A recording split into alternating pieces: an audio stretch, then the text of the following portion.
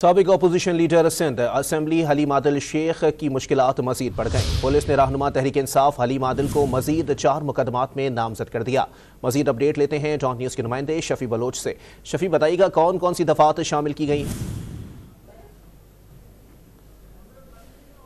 जी Shafi.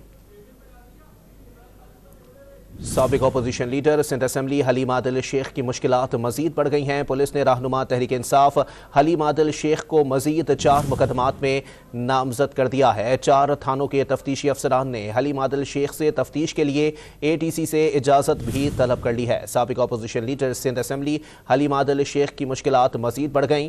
Police ने रहनुमा तहरीक इंसाफ हलीम आदिल शेख को मजीद 4 मुकदमात में नामजद कर दिया।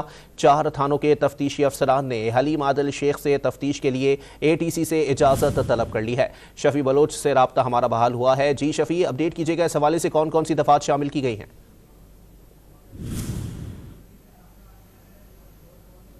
जी शफी।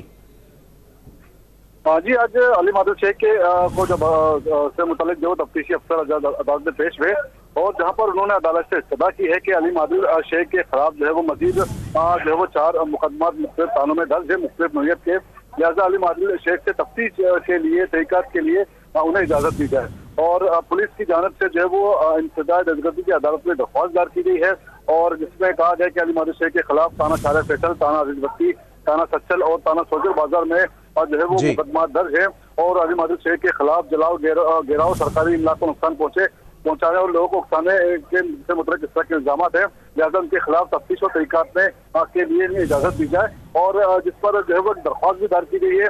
हलीम आदिल शेख से जो है वो सेंट्रल जेल में जो तहकीकात की इजाजत जो है वो तलब की गई है पुलिस की जानिब से और अदालत ने पुलिस की दरख्वास्त पर हलीम आदिल शेख को नोटिस जारी कर दिया है और इसमें अदालत ने इस मामले को सख्त का इजहार किया कि अब तक पुलिस कहाँ थी और इससे पहले भी हलीम आदिल शेख जुडिशल रिमांड पर थे तो उनसे इजाजत पहले क्यों नहीं तलब की गई। नए मुकदमा। ठीक है, बहुत शुक्रिया शफी बलोच अपडेट करने के लिए।